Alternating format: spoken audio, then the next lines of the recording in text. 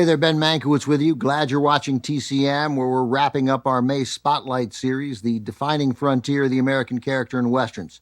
Tonight, it's the end of an era. Films where the Old West begins to disappear as a more structured, less lawless American society takes root. In traditional Hollywood Westerns, the gun dictated the law. It defined justice, and it delivered retribution. Up next, a film that shows that system fraying and making way for something ostensibly more civilized. From director John Ford in 1962, this is The Man Who Shot Liberty Valance. Jimmy Stewart, one of two leads in the picture, is a senator traveling by train from D.C. with his wife, played by Vera Miles. They're attending the funeral of an old friend, a gunslinger, played by John Wayne, the other leading man.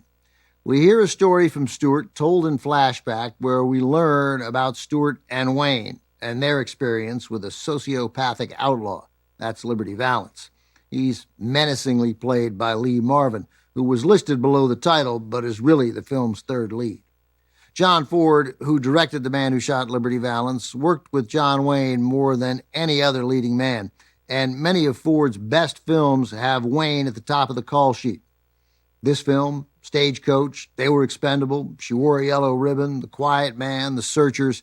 It's a long and impressive list. Their movies, more than any two other men, define the Hollywood Western, even though they made other types of films together. Ford knew, better than any other filmmaker, how to make an impressive, widescreen Technicolor Western that captured the beauty of the wild frontier. For The Man Who Shot Liberty Valance, though, Ford took a different creative path, shooting the film in black and white, primarily on Paramount sound stages. The result often feels confining and claustrophobic, the characters trapped by fate, which is precisely what John Ford wanted. This is no cut and dry white hats versus black hats Western. It's about the taming of the Old West and about the men who refused to be tamed or couldn't let themselves be tamed. It is considered John Ford's last great Western. It's from Paramount in 1962, also with Lee Van Cleef, Woody Strode, Edmund O'Brien, Andy Devine, John Carradine, Strother Martin, and Ken Murray, The Man Who Shot Liberty Valance.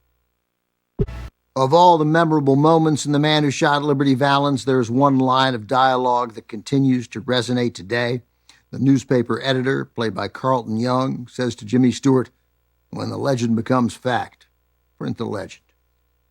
John Ford's films have so much to do with turning the perception of the Old West into a reality larger than life.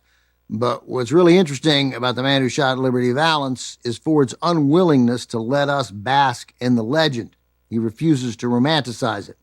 When Jimmy Stewart's character is seen as a hero for gunning down Liberty Valance, his legend begins. The townspeople, and initially Stewart himself, have no idea of the truth. The moment that creates the myth is also the moment that sends the real hero, John Wayne's gunslinger, into a downward spiral. Coming up, Jason Robards is a prospector abandoned and left to die of thirst in the desert before discovering that revenge is best served cold because it's refreshing that way in the heat of the Old West. From 1970, The Ballad of Cable Hogue is next on TCM. Next on TCM, The Ballad of Cable Hogue, then The Wild Bunch, and later The Dawn Patrol. Fly the friendly skies with TCM tonight.